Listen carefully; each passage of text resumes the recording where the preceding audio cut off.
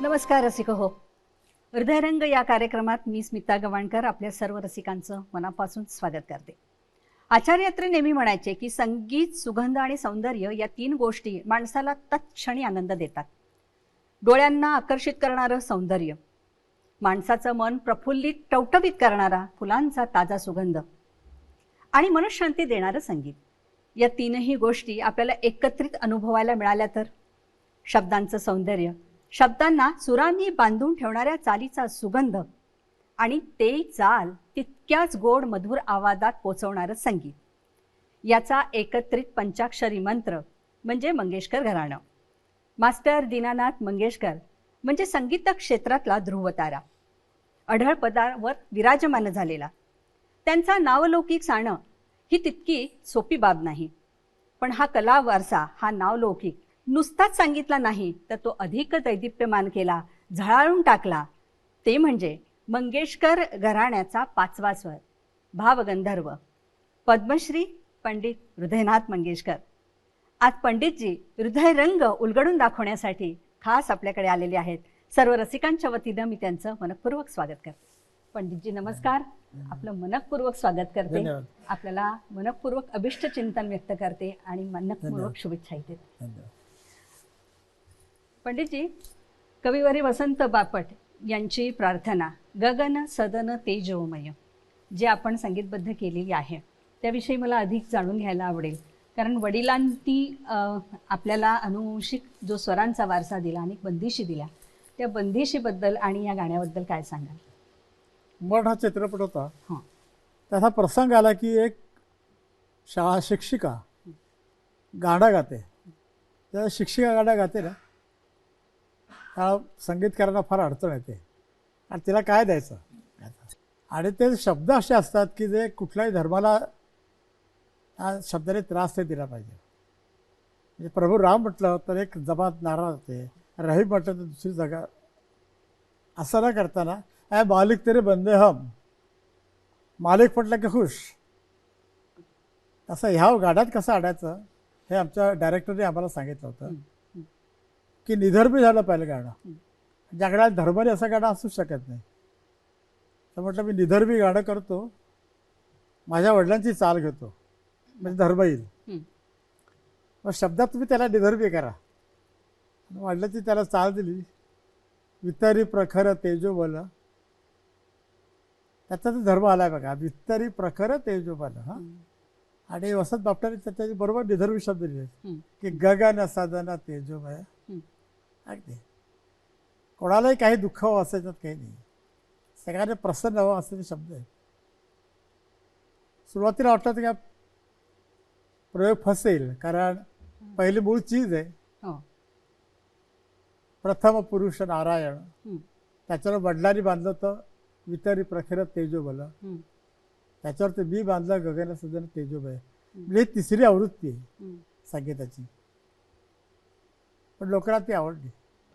उंबरठा या चित्रपटामध्ये ही प्रार्थना पहिल्यांदा आली आणि मला सांगायला खूप आनंद होतोय की अनेक शाळा महाविद्यालयांमध्ये ही प्रार्थना आजही ऐकवली जाते. आपण ऐकूया राधा मंगेशकर यांची. गगन सदन तेजोमय, गगन सदन तेजोमय, तिमिर हरुण करुणाकर, तिमिर हरुण करुणाकर, दे प्रकाश दे अभय, गगन सदन तेजोमय, गगन सदन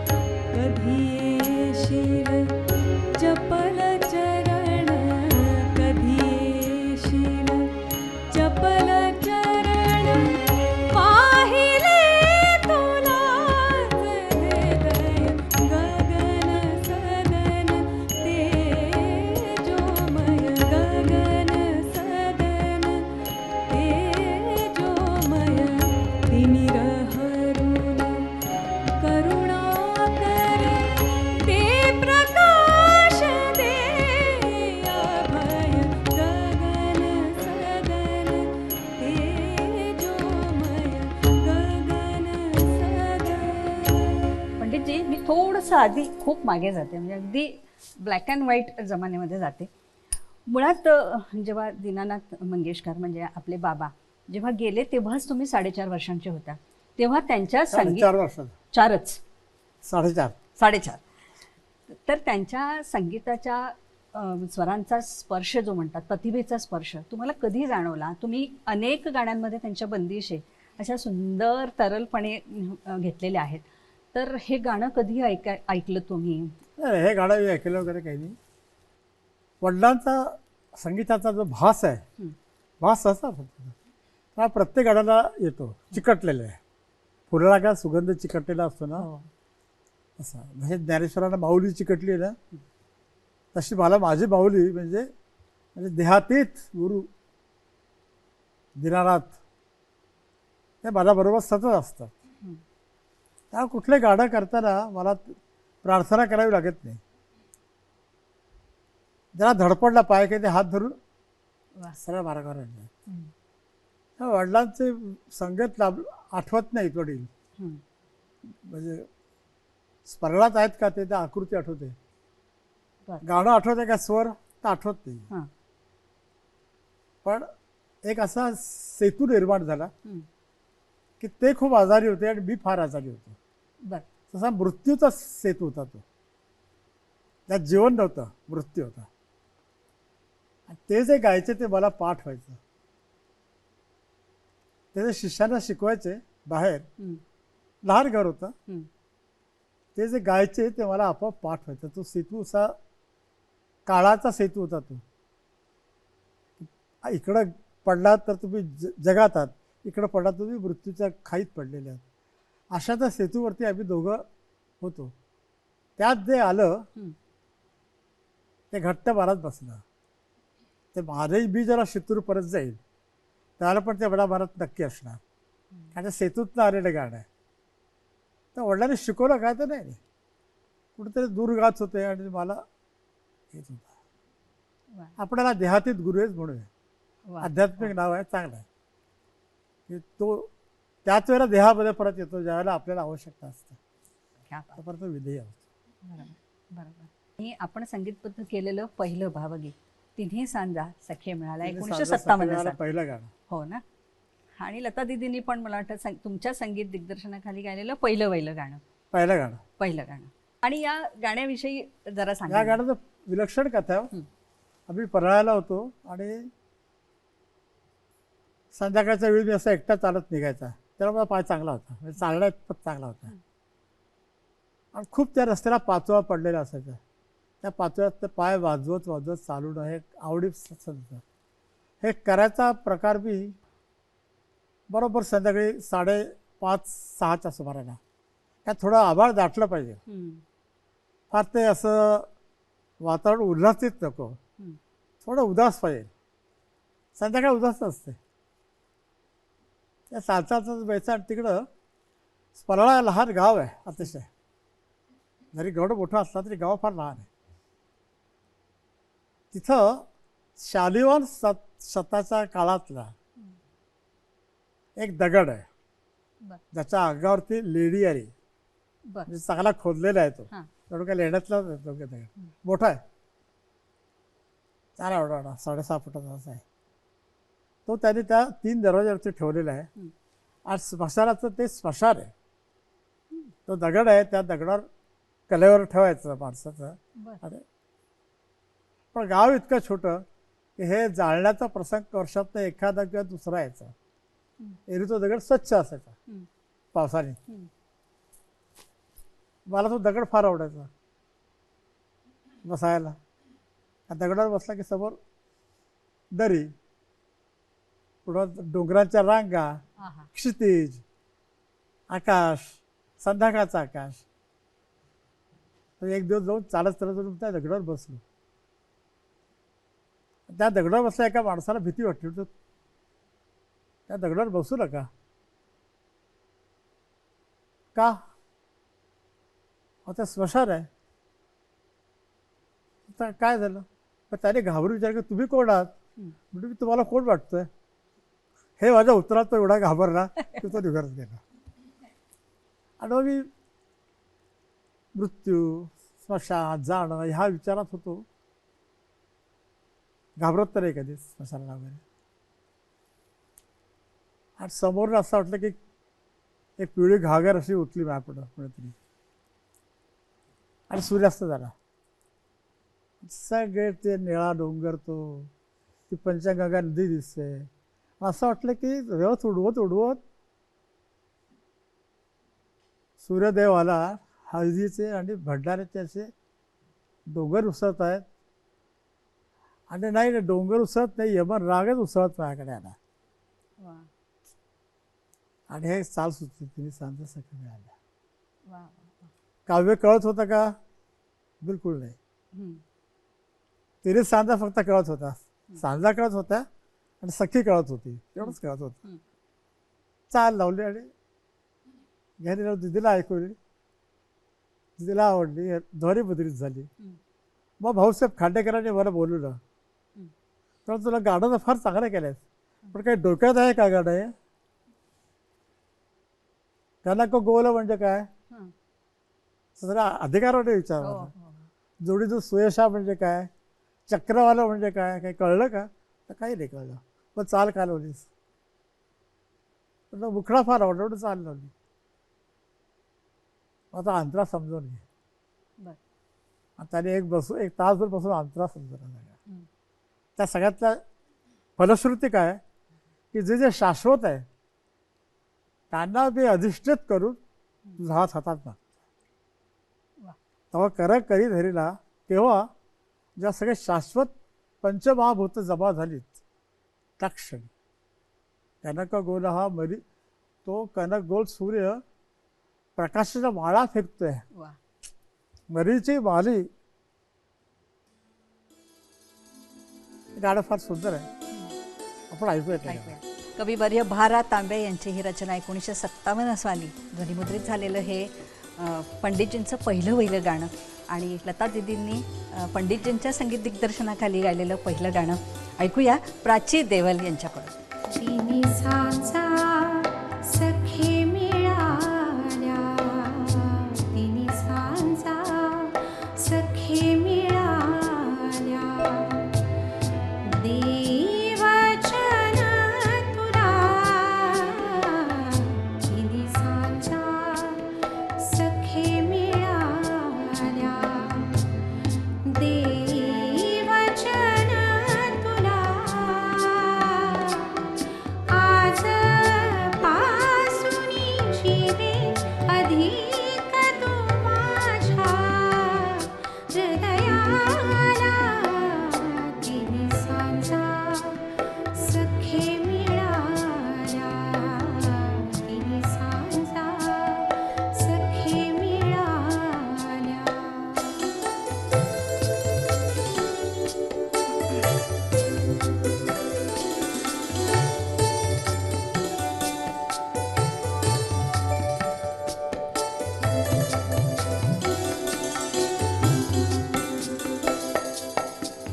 कनक गोल हा मरीची माली, कनक गोल हा मरीची माली, जोडी जो सुयशा,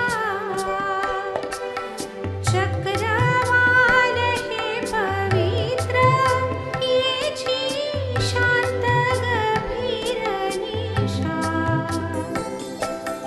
त्रिलोकगामी मारुत कैशा निर्मलता ही दिशा, साक्षी ऐसे अमर करुणी हेत,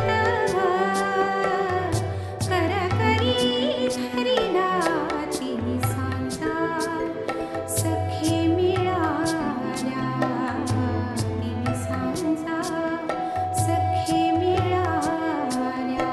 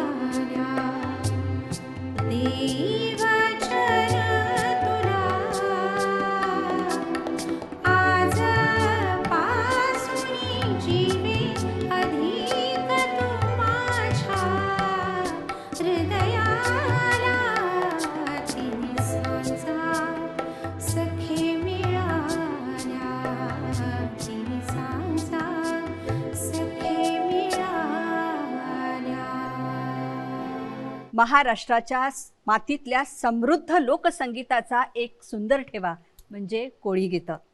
बाळासाहेब, 1966 साल आणि कोळी गीतं तुम्ही इतकी सुंदर संगीतबद्ध केली की आज 50 वर्ष ती पारंपरिक कोळी गीतं आहेत असंच आमच्या सगळ्या रसिकांना वाटतंय. याविषयी काय सांगाल? अपघात आणि काय नाही. मी कधी कोळी गीतं ऐकली नव्हती, पण अजिबात. आताही मी कोळी गीतं ऐकतो का तर असं नाही. हां. तर लोकसंगीत मी कुठं ऐकायला कधी गेलो नाही, हं, पण मी आलो आहे त्या प्रांतातनं, खानदेशातनं. हं, लहानसं गाव आहे एक, हं. थाळणे रोड. राजधानी आहे पण लहानसं गाव. तिथे आजी, मावशी, माझी आई आणि येणाऱ्या सगळ्या बायका. मी बोलतोय 42-43चं. हं. रात्र संध्याकाळ झाली की जीवन संपलं. बरं. झोपाझोपीचे निरोप चालले. तर त्यावेळेला सगळ्या बायका बसून गायच्या. ते जे गीत आहे लोकगीत, ती मला खूप पाठ आहेत. त्यावेळेला मी लहान आहे परत, आणि त्या बायका गात असायच्या. मी तिकडे झोपलेला असायचा. 5-6 वर्षाचा पोरगा आहे. छान आहे. तर जैत्रीच्या त्या चित्रपटामध्ये प्रत्येक तुम्ही ते मधलं हे ऐकता तुकडा, तो माझ्या आजीचा आहे. म्हणजे ते लोकसंगीत आहे ते. हं, हं. असं लोकांनी ते ठाकरांचं घेतलं किंवा कोळ्यांचं घेतलं असं काही नाही. चक्क माझी आजी गायची, त्यातले तुकडे मी त्यात ते टाकले आणि ते लोकांना वेगळं संगीत वाटायला लागलं. हा माझा नशिबाचा भाग आहे किंवा हा मला धाडसाचा भाग आहे. म्हणजे उद्या मी पंजाबी एक लोकसंगीत घेऊन ते मराठीत टाकलं. बल्ले बल्लेनी ढोल पंजाबंदी, जांभूळ पिकल्या झाडाखाली ढोल कोणाचा वाजची. हो, हो. तर लोकांना काय वाटलं की हे आपलंच लोकसंगीत आहे, वा. आहे पंजाबी. तर पंजाबी लोक मला म्हणतात यार तुमने हमारा घरा लिया, बल्ले बल्ले ढोल पंजाबंदी. तर मी ते धाडस केलं. म्हणजे शेवटी लोक ना, सगळे लोक एकसारखाच असतात सगळीकडे. खरं. तर कोळी गीताचं मला काही माहिती नव्हतं. पण एक नारळी पौर्णिमा आली आणि तुकाराम कोळी नावाचे एक ग्रस्त होते. ते म्हणा की आज आमच्या नारळी पौर्णिमेचा समारंभ आहे, त्याला तुम्ही या. परवा पावडे म्हणून पण बोलवलं असेल एखाद्या. हां. मला मनात काय आलं की आपण टेप रेकॉर्डर घेऊन जावं आणि कोळी गातात कसं काय हे आपण रेकॉर्ड करावं आणि मग त्याची ध्वनिमुद्रिका करावी. म्हणून एक छोटासा टेप रेकॉर्डर घेऊन तिथं गेलो. तर सगळं वातावरण असं होतं. आणि जसे 12 वाजता त्यांनी रात्री एक सोन्याचा पत्रा लावलेला नारळ समुद्रात टाकला. मग जल्लोष झाला. मला वाटलं आता त्यांचं गाणं सुरू होईल. त्या गाणं राहायला बाजूलाच सगळ्यांनी मस्ती करायला सुरुवात केली. इतकी मस्ती झाली की एका झोपडीमध्ये मी लपलो शेवटी. आणि त्यांनी ते एक वेळ दांडके काढले. तरी सगळं पण वातावरण बघत होतो. चाल तर काही मिळाली नसते मला, पण नुसतंच चांदण पडलं होतं. चंद्रावर असं चांदण पडलं होतं की चंद्राचा समुद्राचा रंग बदलला गेला होता. तो चमचमायला लागला होता चांदीसारखा. आणि नंतर इकडं बघितलं मी तर वाळू पण जी पांढरी आणि काळी ती सोनेरी दिसायला लागली होती, चंदेरी दिसायला लागली होती. आणि त्याच्यामध्ये हे रंगीत बायका, बरेच कुठेतरी मोठा ढोल घेत त्याला पुरुष नाचतोय. सगळ्या वातावरणात मी भारावलो. पण मला कोळी गीत करावशी इच्छा झाली. मला एक चाल सुचली आणि मी जेव्हा घरी आलो तर रात्रीचे 3-4 वाजले होते. मी झोपलो. मग दुसऱ्याशी शांताबाई शेळकेंना बोलवलं, ज्यांचं आता जन्मशताब्दी वर्ष झालं त्या. त्यांना म्हटलं की शांताबाई ह्या चालीवरती मला शब्द लिहून द्या, पण ते कोळी गीत वाटलं पाहिजे. मला वाटलं की वर्णन करत त्याचं रात्रीचं काय होतं ते. असंच पौर्णिमा अशी सुटली होती नुसती. नुसतं चांदणच होता. चांदणे चहूकडे खुलले, पत्थरही सारे फुलले, आनंदे विश्वही झुलले, जगतीचा त्याचा जणू झिरली, कन्हैया मजा मजा मुरली. ते कन्हैया तुझी मुरली कशी आहे, चांदण्यासारखी. ते असं चांदण खुलतं, चहूकडे पसरतं, पत्थरही सारे फुलतात. त्यांनी काळे दगड पण त्याचे सोनेरी होतात. जगात ती शिरली मुरळीचा स्वर कन्हैया बजा बजाचं हे चांदण्याचं मी वर्णन केलं मी. शांताबाईला की अच्छा म्हणजे पुनवा रे चांदण मला पुनवा सुटलाय दमानं. हा भाषा आहेत तुम्ही दर्याच्या पाण्याला आयलंय उदार. आता हे सगळं मराठी होतं हम्म. की आज पुनवा सुटलंय दमानं दर्याच्या पाण्याला आयलं उधानं तुफाना वारा. हो. प्लाविका कोळ्याला बोलवलं. हम्म. दोघांनी कोळी भाषा आहेत ते. पण तू कसं वाचशील हे? आता बोला की आज पुनवा सुटलाय दमानं दर्याच्या पाण्याला आयलंय उधानं तुफान वारा पिऊन तुफान वारा. झालं गाणं तयार झालं. शांताबाईला घ्यायचे मात्रा किती हम्म. लिहिताना काय मात्रा घ्यायच्या कुठला छंद हा छंद हृदयात मंगेशकरांचा छंद आहे असं द्या. छंद हृदयाचा असं द्या. वा.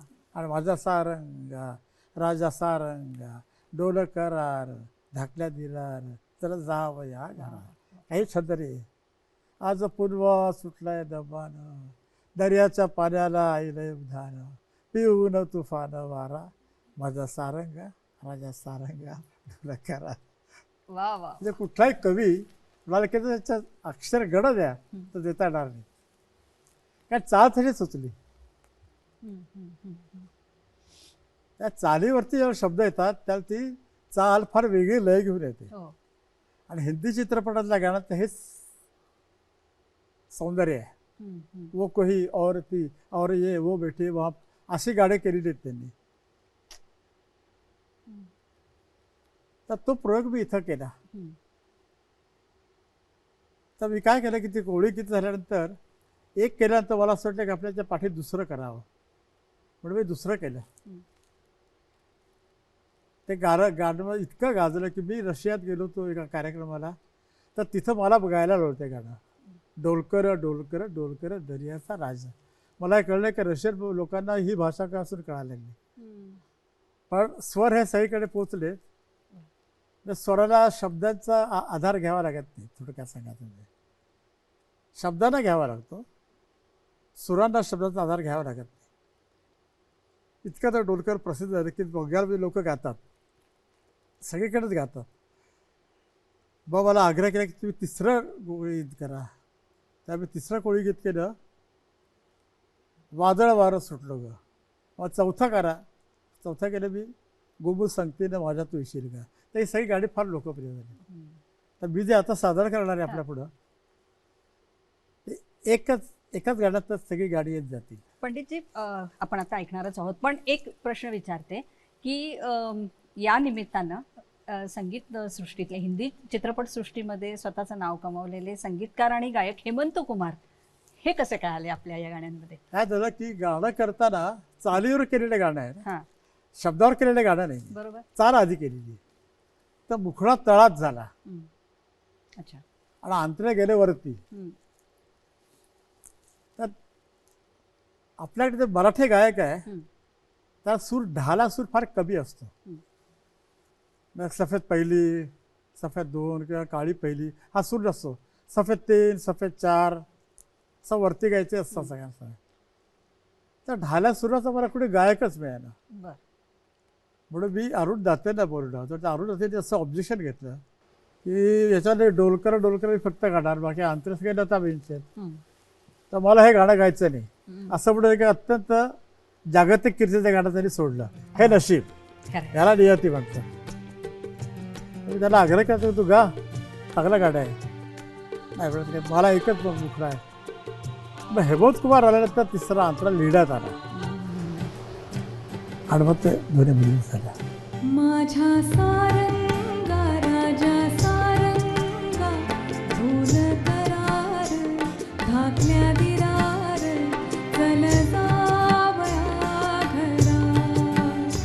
माझ्या सारंगा राजा सारंगा ढोल करार धाकल्या दिरार चल जावया घरा. आज पुनवा सुटले दमान दर्याच्या पाण्याला आईलय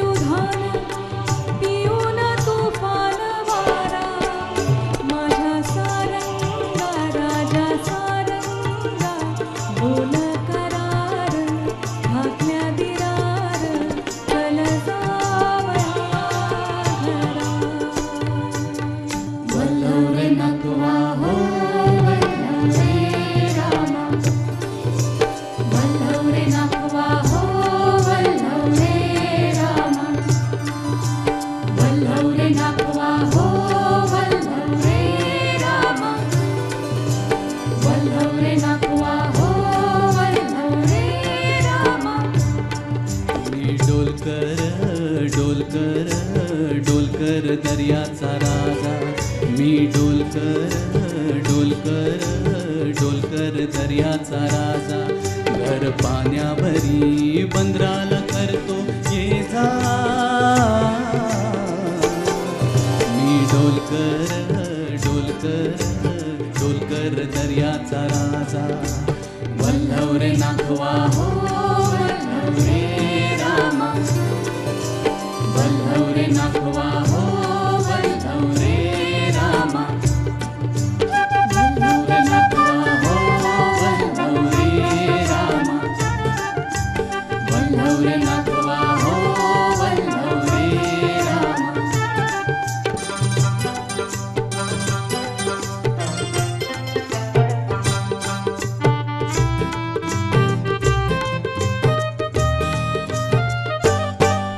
आई बापाच्या लाडाची लेक मिळाली. चोली पिवली गोनेसले अंजिरी सारी. आई बापाच्या लाडाची लेक मिळाली. चोली पिवली गोनेसले अंजिरी सारी. माझ्या केसान गो मालैला फुलैला चाफा. वासार मारता वाऱ्यानं घेतय झेपा. नथ नाकान साजी रवानी. गला भरून सोन्याचं मणी. नथ नाकान साजी रवानी. गला भरून सोन्याचं मणी. बोली वाऱ्याची मी गोरानी. रात पुनवेला नाचून करतय मोजा. रात पुनवेला नाचून करतय मोजा. मी डोलकर डोलकर डोलकर दर्याचा राजा. वल्लव रे नाखवा हो वल्लव रे रामा. वल्लव रे नाखवा हो वल्लव रे रामा. वल्लव रे नाखवा हो वल्लव रे रामा. वल्लव रे नाखवा हो वल्लव रे रामा.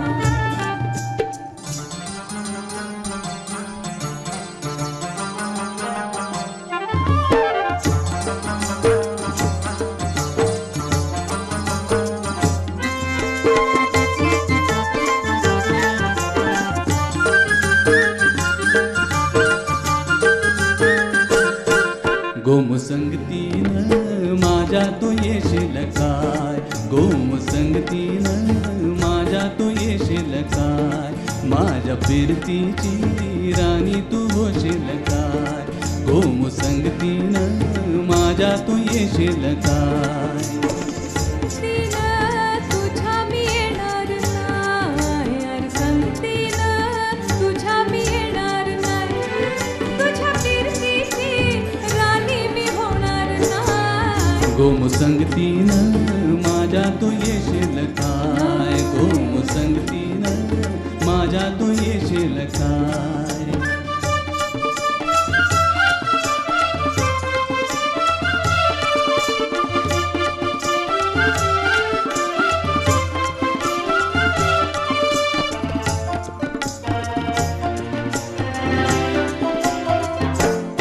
गो तुझं टपोर डोल जसं कोल्याचं झालं. माझं कालीज घोल त्याच मासोली झालं. माझ्या फिरतीचा सुटलाय तुफान वारा वारा वारा. रनग जाऊस भलताच तोरा. झार गुमान साळसुद चोरा. रनग जाऊस भलताच तोरा. झार गुमान साळसुद चोरा. तुझ्या नजरेच्या जादूला अशी मी भुलणार नाही. गोमसंगतीनं माझ्या तू येशील काय. गोमसंगतीनं माझ्या तू येशील काय. माझ्या फिरतीची राणी तू होशील काय. गोमसंगतीनं माझ्या तू येशील काय. अर संगतीनं तुझ्या मी येणार. हा यार संगतीनं तुझ्या मी येणार. हा तुझ्या फिरतीची राणी मी होणार. हा गोम संगतीनं आर संगतीनं गोम संगतीनं आर संगतीनं तुझ्या मी येणार हा 1966 साली पंडितजींनी संगीतबद्ध केलेली ही कोळी गीतं इतक्या वर्षानंतर म्हणजे 50 वर्षांहून अधिक काळ रसिकांना हीच पारंपरिक कोळी गीतं आहेत असा भास होतो तो केवळ पंडितजींच्या प्रतिभेचा हा अंश आहे. आता आपण वळणार आहोत लोकगीतांकडे. पंडितजी, तुम्ही नेहमी अनेक वेगवेगळे प्रयोग आपल्या गाण्यातून केलेले आहेत. ही अनुवंशिकता आपल्या बाबांकडून आली का? कारण मास्टर दीनानाथ मंगेशकरांनी पण अनेक वेगवेगळे प्रयोग केले आणि तुम्हालाही प्रयोगशील संगीतकार असं म्हटलं जातं. नाही, असं प्रयोग करायचा पण केला असं नाही, हं. पण असं ठरलं की जयत्री हा चित्रपट संपूर्ण कोळी म्हणजे ठाकर लोकांच्या जीवनावरती. हं, हं, हं, हं. आणि आमचे दिग्दर्शक जब्बार पटेल हं. यांच्यावर माझा विश्वास जरा कमी. तर त्यांनी सांगितलं की तुम्ही एक टेप रेकॉर्डर घ्या बरं. आणि तुम्ही तिथं या आणि ठाकर लोकांची गीतं ध्वनिमुद्रित करा. हं. वास्तवामध्ये आहेत ना ते, फार हो. वास्तवादी लोकांना करावंच लागतं. घेऊन गेलं बा टेप रेकॉर्ड घेऊन तिकडे आणि 800 गाणी रेकॉर्ड केली आम्ही तिथं. तिथे जाऊन. हां, हं. ठाकर लोकांची 800 गाणी केली आणि ती गाणी सगळी ऐकल्यानंतर जब्बार पटेल यांचं असं म्हणणं पडलं की एकच चाल 800 ठिकाणी यांनी घोळवलेली. शेवटी संगीत वेगळं, संगीतकार हा वेगळा आहे, संगीत सुचणं ही फार गोष्ट वेगळी आहे. शेवटी परंपरेला आलं संगीत हे फार वेगळं आहे. हं. तर तुम्ही संगीतकाराला असा विचारच करू नका की त्याला लोकगीत सुचणारच नाही, असं नाही होऊ शकत. त्याला तर एक चांगली ताल सुचू शकते, तर लोकगीत का नाही सुचू शकत? आता तर लोकांना असं तो आलेला आहे वरती, साधं आहे अगदी. मग जब्बार पटेलांना साक्षात्कार झाला की हा करेल आणि मग मी जयत्रीचं पहिलं गाणं केलं, डोंगर कठाडी ठाकरवाडी ठाकरवाडीला झोपणार झाली. हं, हं, हं. तर हे एक बंगाली गीत आहे. बरं. मला पाठ होतं ते, त्या शब्दात त्याच्यावर बसलेत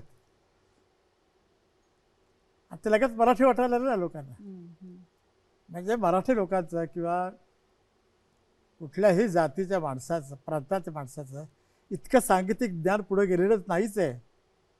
हे लोकगीत बंगालचं आहे, अरे तो बंगाल आहे असं नाही म्हणाले ते, हे आमचं मराठी आहे, काय ऐका बघा मराठी लोकगीत आहे, असं होतं ते. आणि मग मी मुक्त हस्ताने, मुक्त छंदाने, मुक्तपणे जी जी ज्या ज्या प्रांतातील लोकगीतं मला पाठ होती, हं, हं. जी जी चांगले शास्त्रीय मुखडे मला पाठ होते, ते जयत्री जगभर विखरले. वा. म्हणजे ठाकर हो असं गातात ठाकर. आता ध्वनिमुद्रित झाली ती दिदीच्या आशादीच्या गळ्यात उतरलीत, असे चांगल्या वादकांनी वाजवलीत हो. आणि स्मिता पाटीलच्या बाईसारख्या बाईच्या तोंडावर आलीत, निसर्ग आला, वा. ते आपलं वाटायला लागलं सगळ्यांना. माझ्या सारंगाई मला सुतीली चावल आहे, कॉर्ड सिस्टीमवरची चावल आहे. बर. हो, तसं डोलकर तशीच आहे, से कॉर्ड सिस्टीम आहे ती, हं. वाजवार तशीच आहे. ते तर कोळी लोकांना ही कॉर्ड सिस्टीम कुठे कळायला लागली. त्याच्यावरती पूर्ण गोमांतक संगीताचा परिणाम आहे कंप्लीट. हं, हं, हं. तर हा लोक विचार करत नाही. त्यांना काय वाटतं की ह्याला लोकगीत येणारच नाही, यांना अमकं येणार, असं काही नसतं. संगीतकाराचा खमख्या असला त्याला लोकसंगीत येतं, तो शास्त्रीय करू शकतो, तो भावगीतही करतो आणि गझलही करतो. वा. तर जयत्री जयतमध्ये गाणी करताना सगळी खानदेशची गाणी, लहान लहान गाणी मी ते मध्ये पेरली. एक गाण्यावरती असा प्रसंग आला की ते नायिका गात नाही, नायक गात नाही, चौथेच लोक गात आहेत. म्हणजे त्यांचं निसर्ग गातोय. बर. निसर्गात जे आत लपलेले व्यक्ती आहेत, निसर्गात लपलेले जे शक्ती आहेत, त्या त्यांचा प्रणय बघून गात आहेत, असे सिच्युएशन त्यांनी आणले. घेता नाही आली, पण आणली अशी सिच्युएशन की त्या शक्ती गात आहेत. म्हणजे मला चॅलेंज दिला फक्त. तर ते मी गाणं जे केलं ते मला फार आवडतं. त्याचे शब्द आहेत आणि शब्दाने पण त्याला मला सूर देत गेला शब्द पण, की नभ उतरू आलं, पुढं आठवत नाही, पण अंग झिंबाड झालं हिरव्या बहरात, नको लागट बोलू, अशा सगळ्या शब्द आले त्याच्यामध्ये. की आता ते शब्द घेऊन लोक कविता करतात. तर ते गाणं माझं जैत्रीची त्या चित्रपटात अतिशय आवडतं गाणं आहे. आणि ते गाणं म्हणजे कोळी गीताच्या जवळ जाणार आहे. कारण परत तोच गोव्याचा तो जो पोर्तुगीज संगीताचा भाग आहे तो आपोआप त्याच्यामध्ये आलेला आहे. आणि तो अनुवंशिक आहे, हे लक्षात ठेवा. तो अनुवंशिक आहे. माझे वडील गोव्याचे आहेत, त्यांना गोव्याचं संगीत खूप पाठ होतं. त्यांचे अनेक गोव्याची गाणी ते गायचे, ते लहानपणी ऐकलेले आहेत, ते पाठ झालेले आहे. तर तेही कुठेतरी इकडे आलेले आहे. मलाकडे मी श्रेय घेत नाही, श्रेय घेतो त्या प्रांतात, की त्या प्रांतात आलेले ते संगीत आहे. मी माध्यम आहे बदल, ऐका जरूर ते. हो हो हो. मी नम्रपणे म्हणता की मी श्रेय घेत नाही, पण तुमच्या प्रतिभेची श्रीमंतीच इतकी आहे की ही गाणी आमच्यापर्यंत हृदयस्थ झाली. हा शब्द मी वारंवार वापरते. विभावरी आपटे जोशी ही आपल्यासमोर हे गाणं सादर करते, नभ उतरू आलं. नभ उतरू आला, चिंब थरथरवला, अंग चिम्माड झालं हिरव्या बहरात. नभ उतरू आला, चिंब थरथरवला, अंग चिम्माड झालं हिरव्या बहरात.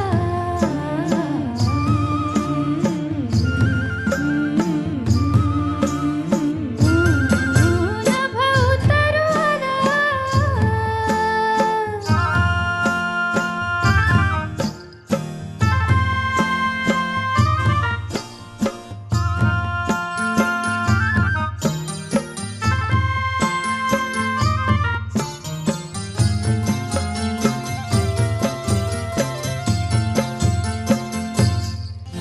अशावल सराती गळा शपथ येती,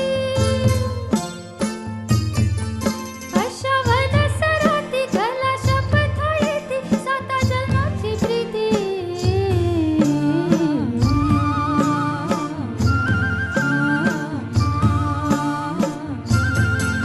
अशावल सराती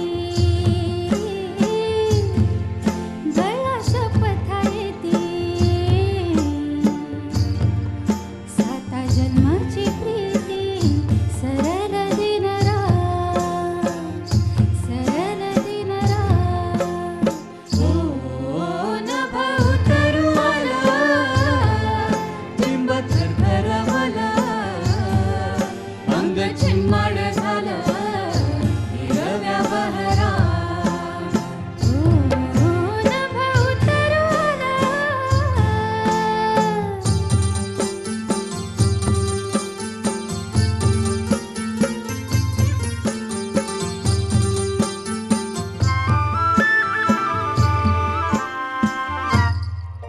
वल्या पाण्यात मारा, एक गगन धरा. वल्या पाण्यात मारा, एक गगन धरा. तसा तुझा उभारा, सोडून रितभार, सोडून रितभार. नभ उतरू आला, चिंब थरथरवला, अंग चिम्माड झालं हिरव्या बहरात. नभ उतरू आला, चिंब थरथरवला, अंग चिम्माड झालं हिरव्या बहरात.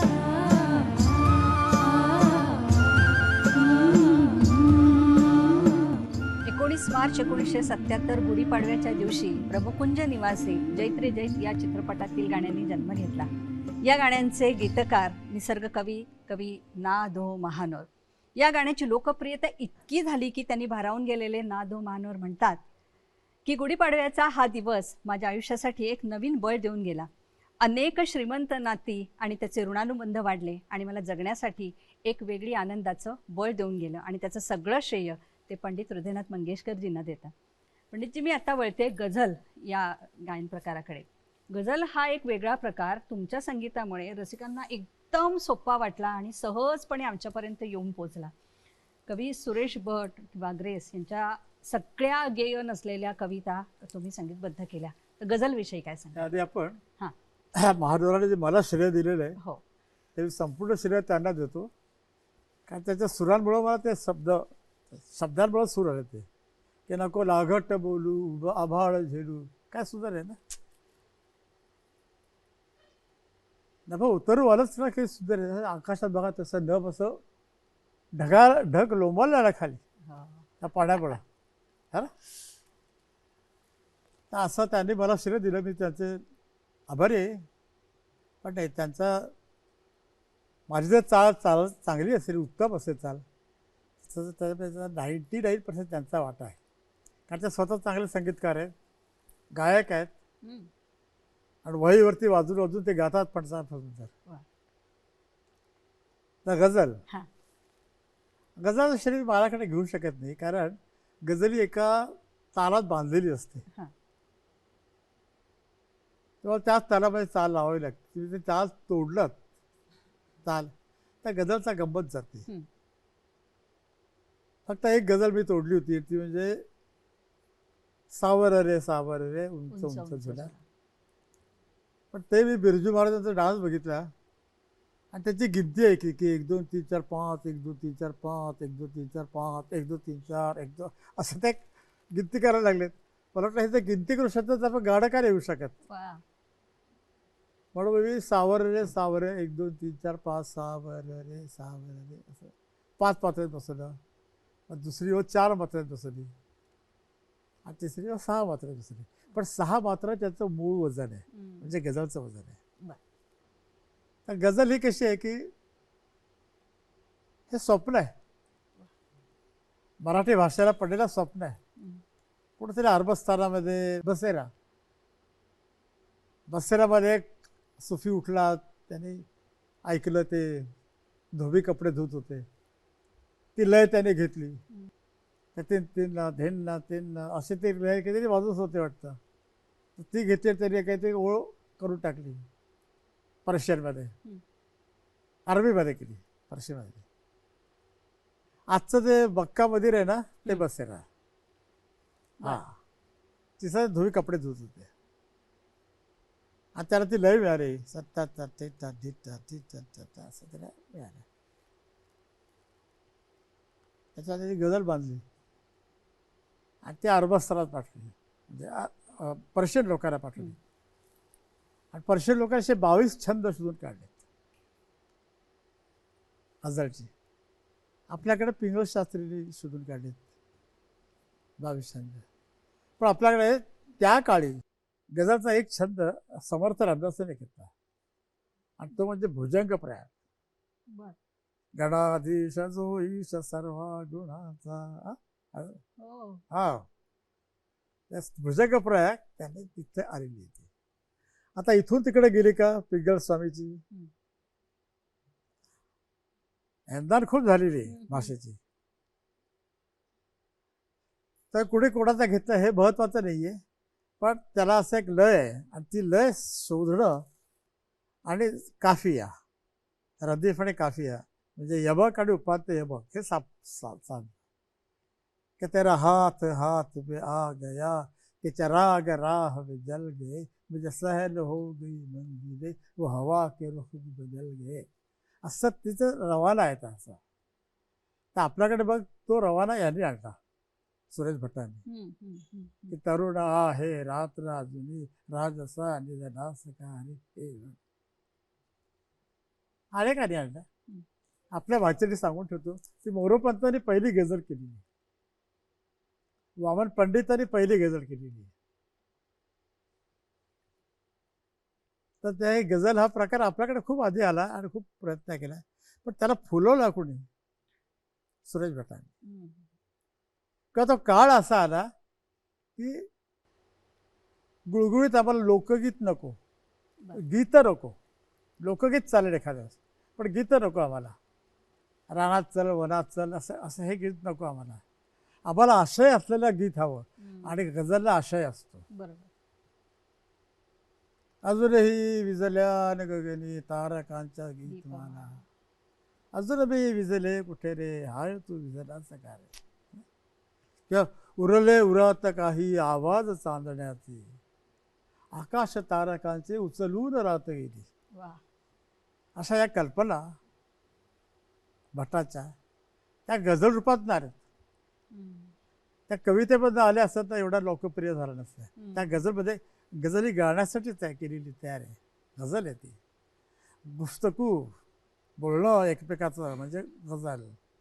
वा. बरं आहे. आणि अर्थाचा शेवटचा भाग गझल म्हणजे की हरीण अडकलं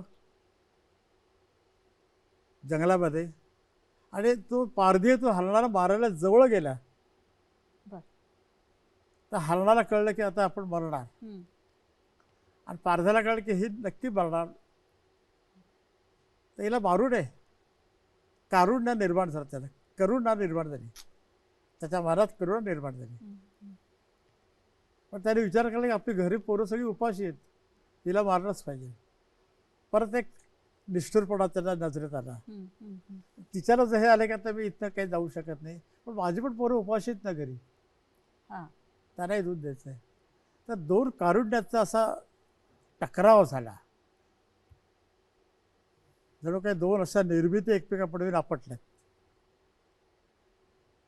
त्या नजरेमुळे जो प्रकाश आला तो प्रकाश म्हणजे गझल. त्यातला जो ध्वनी गेला, उद्गारला गेला, ती म्हणजे गझल. त्या गझलमध्ये अशी कारुण्य हवंच, शृंगार हवाच, पण सगळी गझल संपल्यानंतर तुमचं मन किंचित उदास पाहिजे. स्मरल्या मला ना तेव्हा माझ्याच गीत पंक्ती. आता आपण जे ऐकतो तो शेवटचा अंतर आहे. मग ओळ शेवटाची सुचवून राहत गेली. हा जो शेवट आहे ना, तो प्रत्येक गझलमध्ये आला पाहिजे, तर ती गझल सांगते. आणि मला श्रेय देऊ नका गझलचं. सुरेश भट, शांताबाई शेळके, छान गझल यायचे. ही वाट दूर जाते स्वप्नामध्ये लगावा, माझ्या मनात आला का त्याच्या तुझं ना. तर श्रेय त्यांचं आहे ते. आपण भटाची गझल ऐकूया. केव्हा तरी पहाटे उलटून राहते, विठले चुकून डोळे हरवून राहते.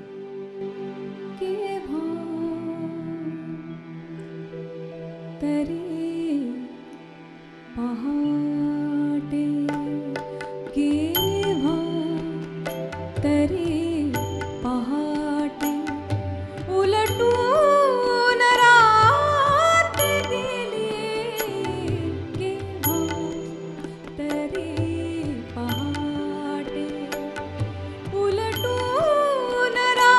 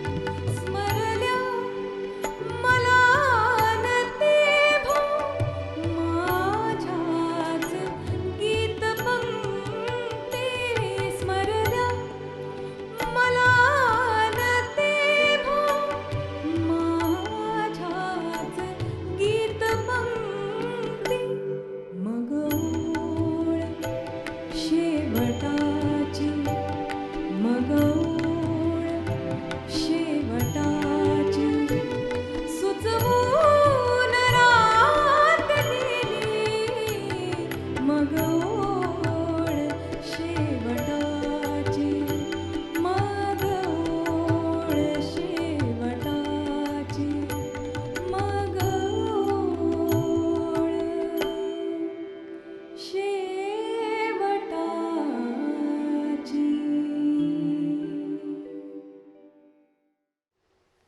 म्हणजे जे केव्हा तरी पहाटे तुम्ही सांगितलेलं शब्दांचं विवेचन आणि राधाने इतकं सुरेल ही गझल आमच्यापर्यंत पोहोचवली.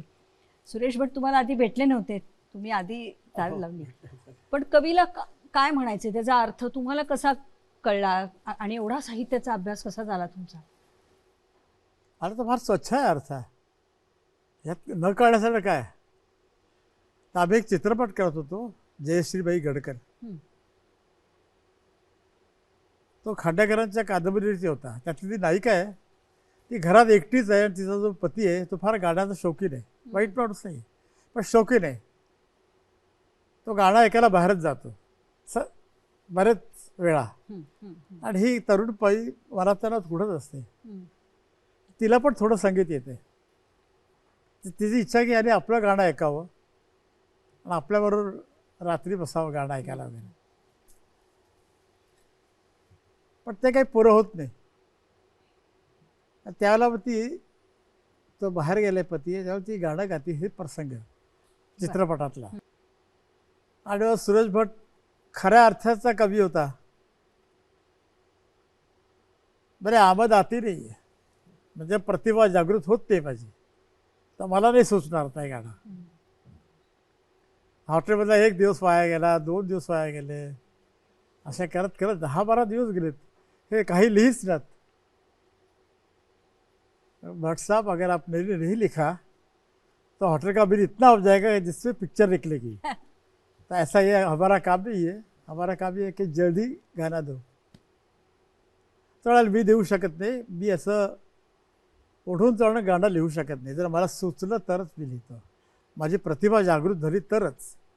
अगर आमद आ गई तो ही ना, आपकी आमद कब आएगी? चलो कल भी आ सकती है, परसों भी आ सकती है, हं. 1 साल के बाद भी आ सकती है. तो मैंने कहा आप लोग साल भर रुक जाए.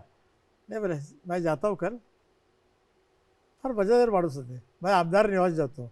आमदार साहेब तर काय करणार तुम्ही, थोडी आमद वहा मिळते का देखता म्हणाले. आणि खरंच ते आमदार निवासाला निघाले हॉटेलमध्ये. हं. टॅक्सीत बसले, त्यांना जरा लागलं. जयश्रीबाई आलेत.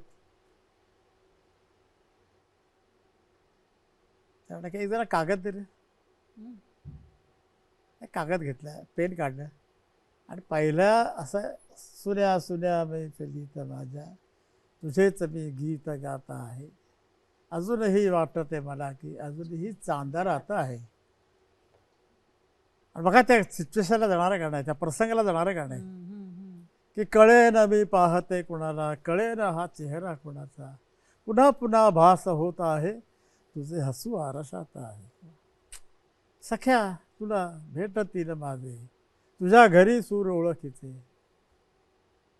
काय हा बोलो पारी जात आहे असं त्यांनी म्हटलेलं आहे. मग त्या प्रसंगाला जाणारे शब्द गझलच्या वजनात पाडले. मग असं जर म्हटलं तर ही गझल नाही, कारण गझलेचा कायदा आहे की अंतरे एकसारखे गेले पुढं तर ते गीत म्हणतात. त्याला ते गीत किंवा गझल म्हणतात त्याला ते. पण ह्याने गझल इतक्या छान रीतीने बांधली की गीतासारखे अंतरे लिहून ती आपल्याला गझल वाटते. हं. आणि ते त्यांचा इतकं ते लिहून त्यांनी कागद हातात दिला की जयश्रीबाई वाचली ती, त्या डोळ्यात पाणी आलं की काय माणूस आहे. खरंच एकदम प्रतिभा आली ना.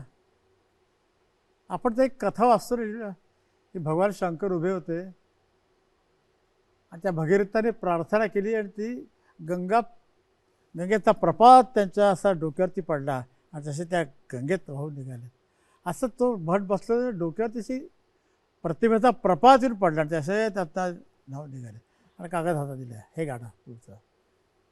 असं मला एकदम भास झाला ते गाणं. भिजले गेले ते प्रतिभेतून. आबाद तर जयश्रीबाईंनी 15,000 रुपयाचा चेक काढून त्यांना दिला. तो चेक दिला, आमद बेचते नाही आहे. आम्ही आमची कला विकत नसतो, हा, हा, प्रतिभा. हा. कला नाही, आम्ही प्रतिभा विकत नसतो. आपला चेक घ्या पण घेता नाही. अरे चलो आमदार निवास म्हणून निघून गेलेत.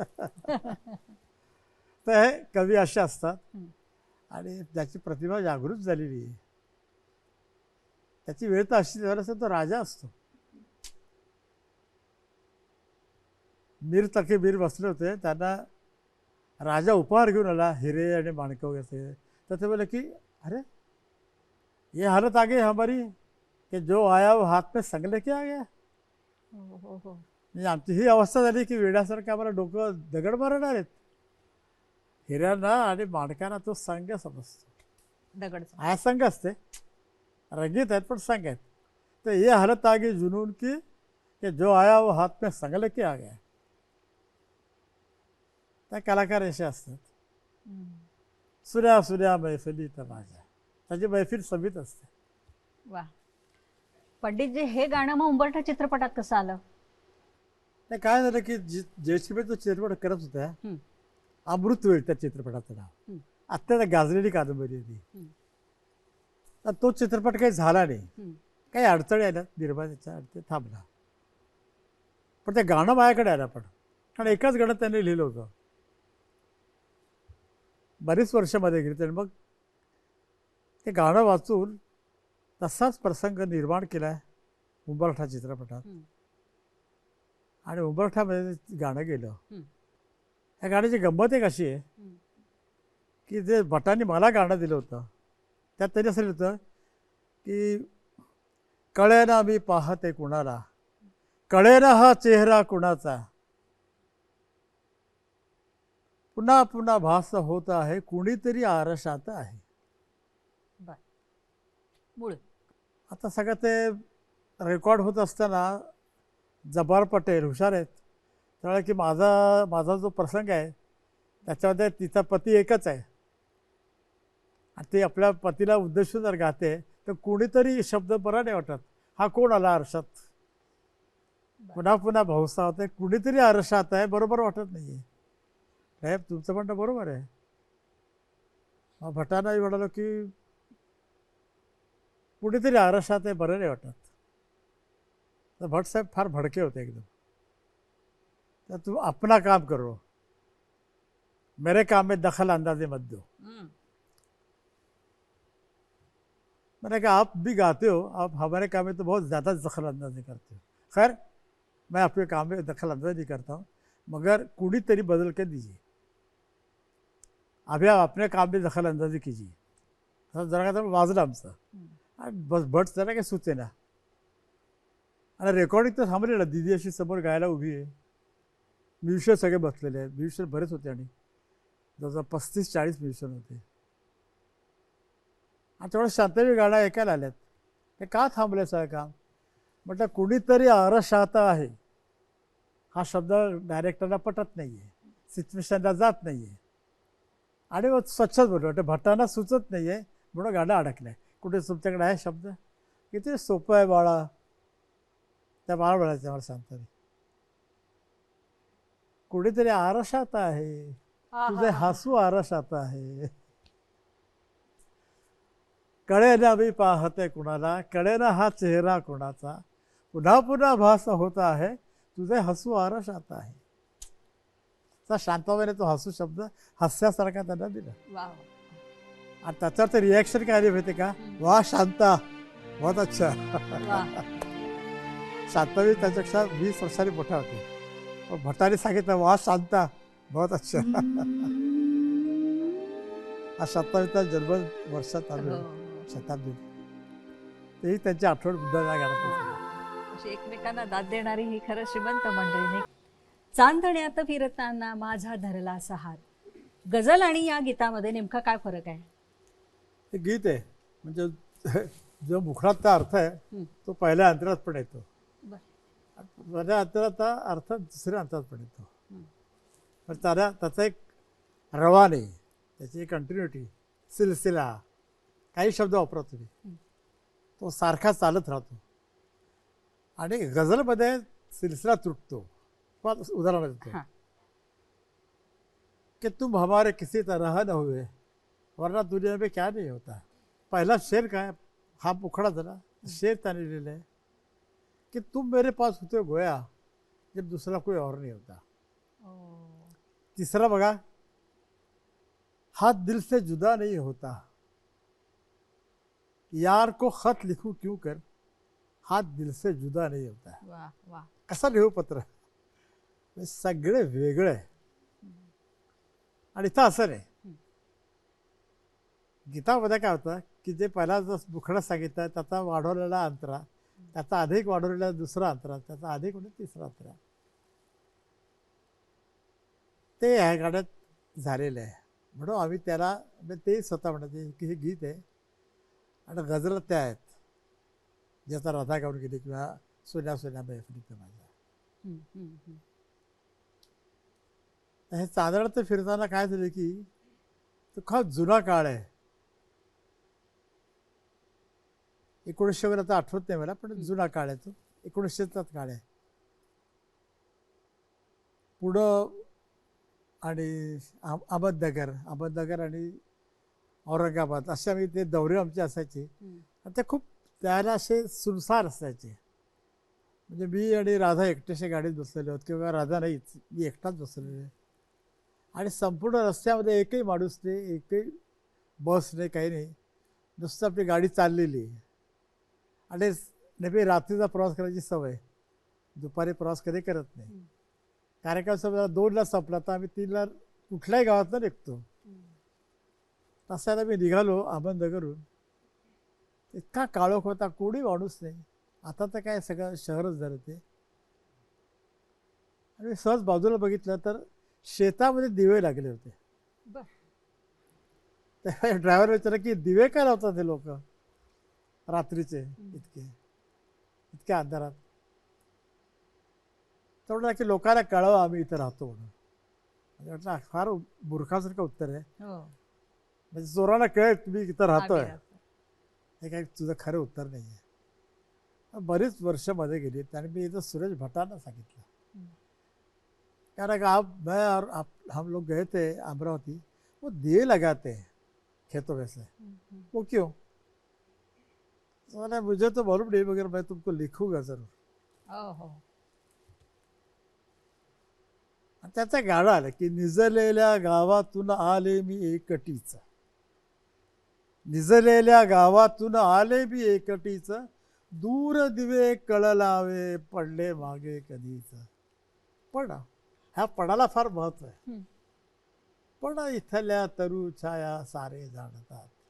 ह्या तरू छायांना माहिती आहे की आपण दोघं इथं भेटायला आलोय. का चांदण असं पडलेलं आहे. आज पूर्वा पडलाय दमाना, तसं ते चांदण पडलेलं आहे आणि ते दोघं दिसत आहेत. त्यामुळे ती वाटते की निजलेल्या गावातून आली मी एकटीच. आणि नेहमी आपले बी येते हे सांगणारे जे कळलावे दिवे होते, चुगली करणारे, ते सगळे मागे पडलेत. पण ह्या इथल्या तरुछाया सारे जाणतात. ह्या तरुछायांना माहिती की आपण काय करणार होतं. सांग कशी तुझं विनाच पार करू पुनव पुरा. हे पौर्णिमेला कधी शब्द आहेत बघा सुद्धा, पुनव पुरा. आज पुनवा सुटलाय दमानं.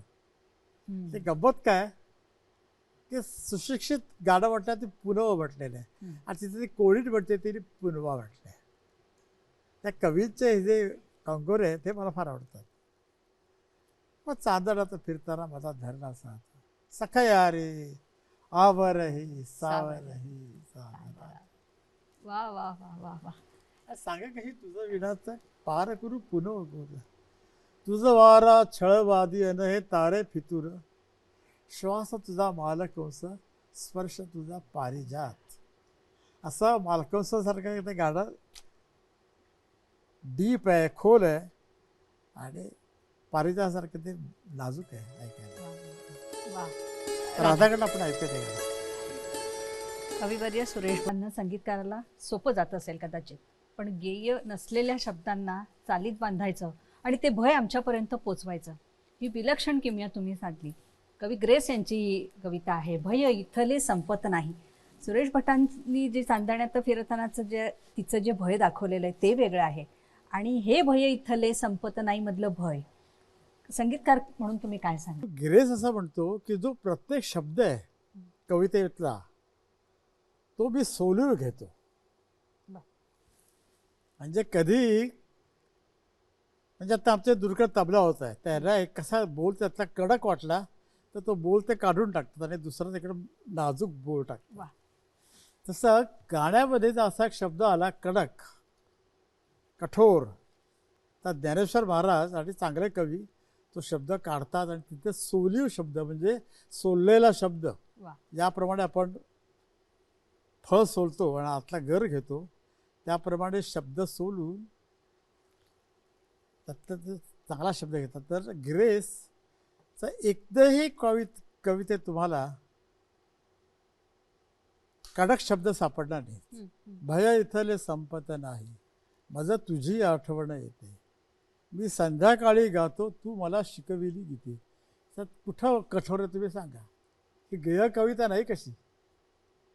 किंवा ती आई होती म्हणून ये घन व्याकुळ मी ही रडलो, त्यावेळी वारा सावध पाचोळा उडवित होता. का पाऊस कधीचा पडतो, झाडांची हलती पाने, हलकेच जाग मजा आली दुःखाच्या मंद स्वराने. सांगायच्या मध्ये कठोर काय, याच्यात गेय काय नाही. एका कवीला आपण शिक्का लावतो, आपल्याला कळत नाही त्याचं काव्य, मग तो गेय कवी नाही आहे, तो प्राकृत आहे असं नाही आहे. ग्रेस हा अत्यंत गेय कवी आहे. मी तुम्हाला एक नाही अनेक मुखडे ऐकू शकतो. मी खरेच दूर निघालो तू येऊ नको ना मागे, पाऊस कुठेतरी वाजे हृदयाचे हलते धागे, हृदयाचे हलते धागे. असे अनेक मुखडे आहेत त्याचे. घर थकलेले संन्यासी हळूहळू भिंत खचते, आईच्या डोळ्यामधले नक्षत्र मला आठवते, वाऱ्याने हलते रान तुझे सुनसान हृदय गहीवरले, गाईचे डोळे करून उभे की सांज निळाईतले. अशी ते म्हणत होतं. त्याला तुम्ही असं एका शब्दात हे करू नका की बाकीच्या कविते सुरेश भटाचे फार शब्द गोड आहेत किंवा शांताबाई शेळकेंचे किंवा अन्य कुठल्या कवीचे, आणि गिरीशचे कविता तसे नाही आहे. तरी तो कवी आहे म्हणून तो गेय नाही असं नाही, तो गेय कवी आहे. तर भय इथलं संपत नाही, हे भयाचं त्याला बिचाराला ग्रासलं होतं की मी कविता लिहितो, मी इतके सवली शब्द वाटतो तरी लोकांना मी भयप्रदच वाटतो, अवघडच वाटतो. हेच भय इथले संपत नाही, हे त्यालाच वाटायचं आहे. प्रत्येक माणसाला भय हे जिचा जन्मजात चुटकून येतं. जशी माकडाला शेपटी चुटकून येते ना, जनावराला शेपटी असतेच, आणि माकडाला पण माकडाच्या रूपाला शेपटी असतेच. असा धर्म हा जन्माबरोबर चुटकूनच येतो, जात धर्माबरोबर चुटकून येते. माणसाचं सोडू शकत नाही ती. तसं जन्माबरोबर भय पण येतं. भय माणसाला सोडत नाही कधी, आणि माणूस भयाला कधी सोडत नाही. मुलगा आईला भीतो, आई मुलाला भीते, बायको नवऱ्याला भीतो, सगळीकडेच माहिती आहे. नवरा बायकोला भीतो तर सगळेच बहुश्रुत आहे. आणि मुलांना कोण भीत नाही? मुलांना तर सगळे आईबाप भीतात. म्हणजे सगळे एकमेकांना असते भय वातावरणात वागत असतात. ज्ञानेश्वरांसारख्या मोठ्या माणसाला भय निर्माण झालं. शेवटी काय म्हणाल ते की जे खळांची व्यंकटी सांडो, तया सत्कर्मी रती वाढो, भूता परस्परे पडो मैत्री जीवांचे. शेवटी ज्ञानेश्वरांना पण हे म्हणावं लागलं. तर ते सत्य त्यांनी मांडलेलं आहे की भय इथले संपत नाही, माझं तुझी आठवण येते. त्याची एक कथा आहे फार सुंदर. नागपूरला 2:30-3 वाजता गिरेस एकटाच चालत निघाला होता. डोलत चालत होता, ते लक्षात घ्या. आणि पार्टनर ट्रक आला आणि त्याने त्याला उडवला आणि त्याचा पाय फ्रॅक्चर झाला. तर भय मग तो एका हॉस्पिटलमध्ये गेला आणि मग त्याने मला हॉस्पिटलमध्ये पत्र लिहिलं मला, तर तेही कवितेमध्ये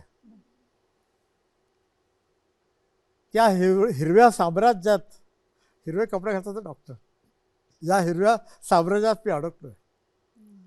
हे हिरवं साम्राज्य एक गडद गार दरी वाटते मला. इथले हिरवे पडदे केव्हाही उघडतात आणि आतून शस्त्रागाराचे दरवाजे काड काड आवाज करत उघडतात. म्हणजे शस्त्रागार म्हणजे ऑपरेशन थिएटर. ते असं पत्र सगळं हे त्याचा काड काड आवाज करत उघडतात आणि मग हृदयात भय इथले संपत नाही, माझं तुझी आठवण येते, मी संध्याकाळी गातो तू मला शिकविली गीते. घेऊन टाकलं पत्र आहे माझ्याकडे. मी तर असं लिहिलं की बघ माझा पाय फ्रॅक्चर जन्मजात आहे. मग मी तर घाबरलो नाही कधी. तर एकदा फ्रॅक्चर झाला पाय तर एवढा घाबरला काय तू. पण एक आहे की तुझ्या या घाबरण्याबद्दल एक फार चांगलं गीत निर्माण झालं आहे, एक कविता निर्माण झाली आहे, तर तुम्ही पूर्ण कर. आणि त्याने पूर्ण करून मलाही पाठवली. ते झरे चंद्र सजणांचे ती धरती भगवी माया, झाडांशी दिसलो आपण झाडाचा पुन्हा उगवाया. ये बाहेरी अंडे फोडून शुद्ध मोकळ्या वातावरणी, का गुदबरसी आतच कुडून रे मोहरा जरा भरारी वरी. तोच विचार मांडलाय. फुल गळे फळ गोड जहारे, तेल जळे ज्योत उघ पाजळे, बीज रुऱ्या डौलात तरुड उरे. हे जे सगळं मृत्यू आहे हत्या एकत्र जन्म पण आहे. ही जी क्रिया आहे कधी न थांबणारी. थोडं झाडांशी दिसलो आपण झाडात पुन्हा उभं भय इथं संपत भय इथले संपत नाही, भय इथले संपत नाही, मज तुझी आठवण येते, मी संध्याकाळी गातो, मी संध्याकाळी गातो, तू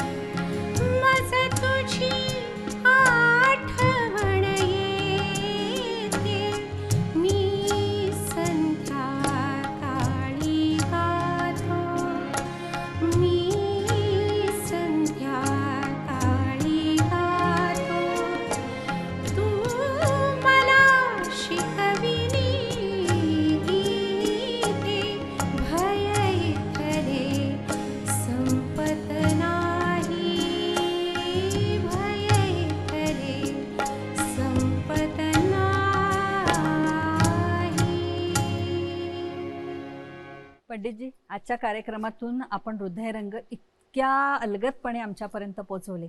मी सुरुवातीलाच म्हटलं की सौंदर्य, संगीत आणि सुगंध या 3 गोष्टी आज आम्हाला नव्याने आपल्याकडून आजमावायला मिळाल्या, आमच्यापर्यंत पोचल्या.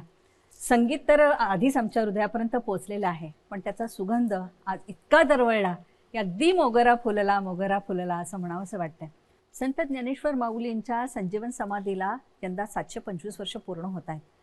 ज्ञानेश्वर माऊलींच्या अभंग ओव्या आपल्या संगीतातून आमच्यापर्यंत केव्हाच पोचलेल्या आहेत.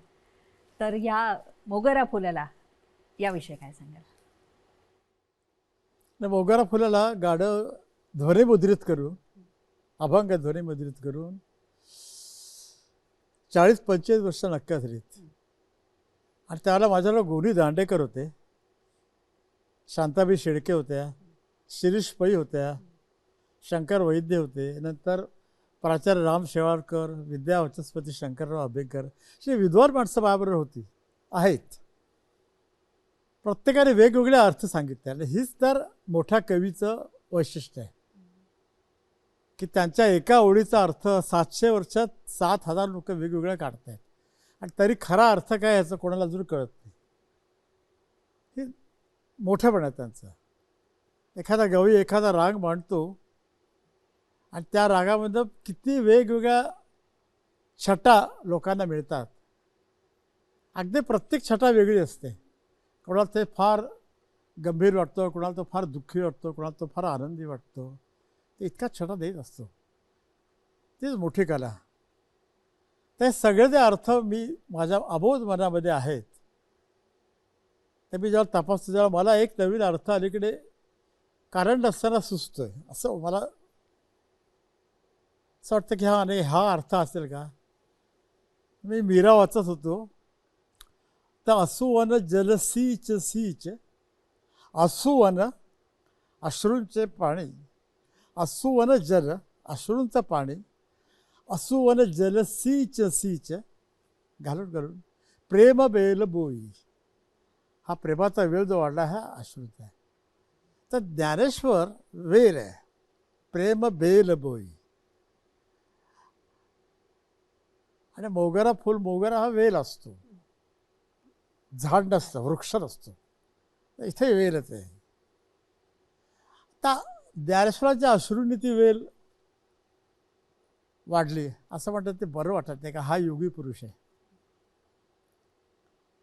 पण ह्या योगी पुरुषाच्या मागे 2 माणसांचं विलक्षण दुःख आहे, याच्याकडे आपलं लक्ष जात नाही. आपलं लक्ष जातं की निवृत्तीनाथ, ज्ञानेश्वर, त्याचे भाऊ मुक्ताबाई. मुक्ताबाईचं जास्तीच कौतुक होतं, लहान आहे म्हणून. पण ह्या चौघांना जन्म देणारे आणि ह्या चौघांसाठी विपदा भोगून, भिक्षा मागून शेवटी आत्महत्येला प्रवृत्त होणारे आणि आत्महत्या करणारे विठ्ठलपंत आणि रखमाबाई आपल्या स्मरणात राहत नाही. आपण असा विचार करूया, त्याला मानवी पातळीवरती आणूया की 12 वर्षाचे निवृत्तीनाथ आहेत, 10 वर्षाचे ज्ञानेश्वर आहेत, 8 वर्षाचे सोपानदेव आहेत आणि 5-6 वर्षाची मुक्ताबाई आहे. ह्या सगळ्या सुंदर विद्वान गोजीरवाडा पोरांना सोडून त्याने रात्रीची जी पाण्यामध्ये उडी मारली आणि आत्महत्या केली त्यांच्या शुद्धीकरणासाठी. तर त्यांना काहीही दुःख झालं नसेल का. तर त्यांना प्रचंड दुःख झालेलं आहे. कारण त्यांच्या मृत्यूनंतर त्यांना संन्यस्त पोरांना परत भिक्षा मागतच फिरावं लागणार आहे आणि तेही शुद्धीकरण झालेलं नाही आहे. तर त्यांच्या डोळ्यात तर कधी पाणी आलं नसेल. त्यांच्या डोळ्यात तर भरपूर पाणी आलं असेल. कारण ते मुलांना सोडून चालले आहेत. आईच्या हृदयात जाता आलं पाहिजे, बापाच्या हृदयात जाता आलं पाहिजे.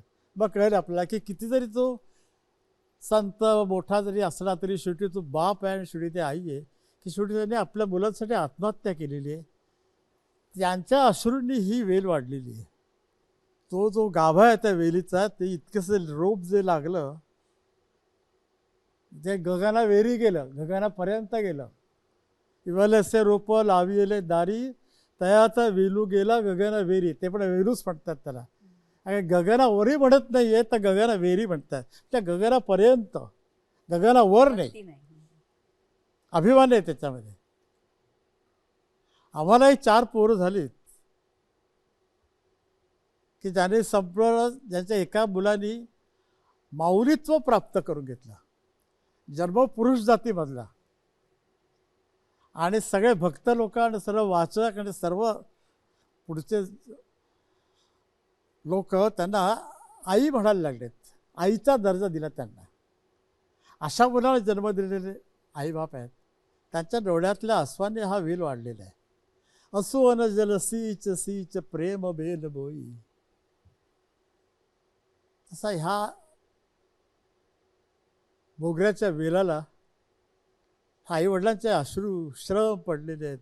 यांच्या मनातली दुःख आहेत, भावंडांच्या मनातली, त्या दुःखांचं पाणी सगळं त्या वेलाने घेतलेलं आहे. आणि म्हणून तो ज्ञानवेल नाही आहे, ते आत्मरूप आहे ज्ञानेश्वरांचं. कारण वेलेला झाड लागतं चढायलावरती, वेल चढते भिंतीवरती, वेल पसरते पाण्यावरती. वेल स्वयंभू उभी राहिली, त्या काय जादू आहे का की तरी पुंगी वाजवली आणि तो दोरा उभा राहिला? नाही, हा वेल स्वयंभू उभा राहतो. म्हणजे याच्यामध्ये आत्मरूप उभा आहे. आत्मरूपाला तो वळसा घालत गेलेला आहे. म्हणून ते इवलस्य रोप लावी द्वारी, तयाचा वेलू गेगाला गगना वेली. म्हणजे ज्ञानेश्वरांचं मस्तकी गगनावर नाही, हे मस्तकापर्यंतच आहे आत्मरूपाचं मस्तक. मनाची एक गुंती गुंफी येणार शेला. मनातले किती धागे आहेत, सगळे ते धागे जे आहेत ते मन असं संपूर्ण रिकामं केलं. सगळे दुःखाने भरलेले धागे आहेत, सगळे मायाने भरलेले धागे आहेत, सगळे करुणेने भरलेले धागे आहेत.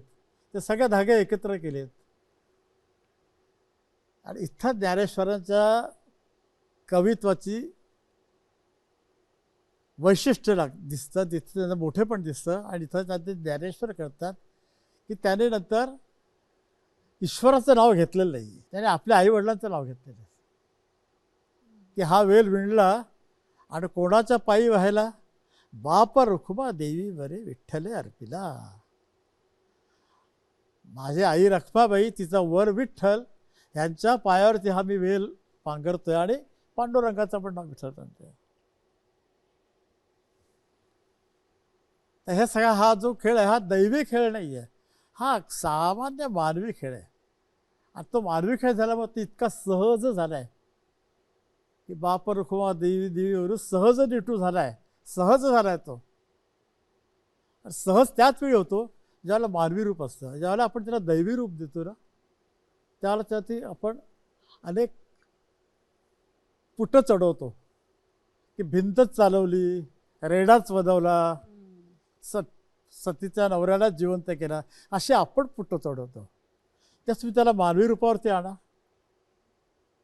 अत्यंत ज्ञानी अशी 4 पोरं, त्याचा सगळा त्याग करणारे आईबाप,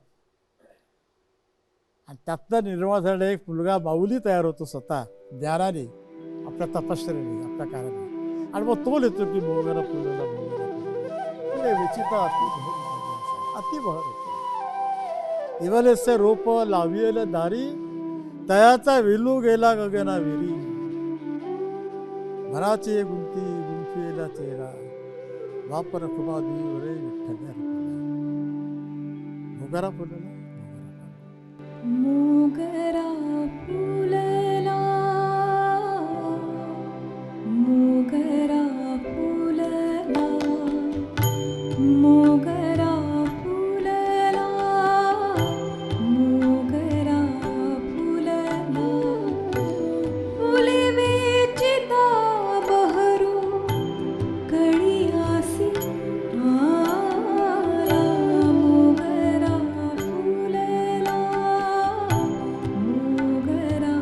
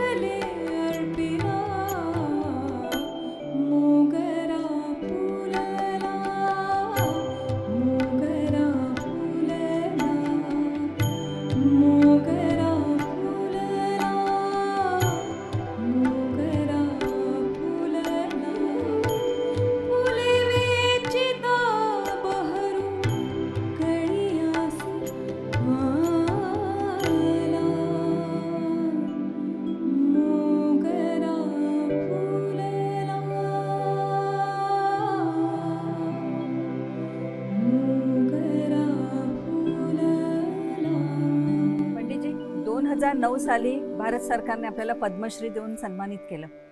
नंतर जगद्गुरू शंकराचार्यांनी आपल्याला बाबगंधर्व ही पदवी देऊन सन्मानित केलं. अनेक मानसन्मान आपल्याला मिळाले, पण रसिक म्हणून आमच्यामध्ये मात्र तुम्ही हृदयस्थ आहात. तर तुमचे आभार मी कसे मानू, कारण तुम्ही रसिकांना इतकं दिलंय की आम्हाला श्रीमंत केलेलं आहे. त्यामुळे आभार न मानता मी तुमच्या ऋणात राहू इच्छिते सर्व रसिकांच्या वतीने. मी आपला ऋणात राहू इच्छितो. हे हृदय येते ते हृदय घातले, द्वैताला बोडिता केले, असं करूया.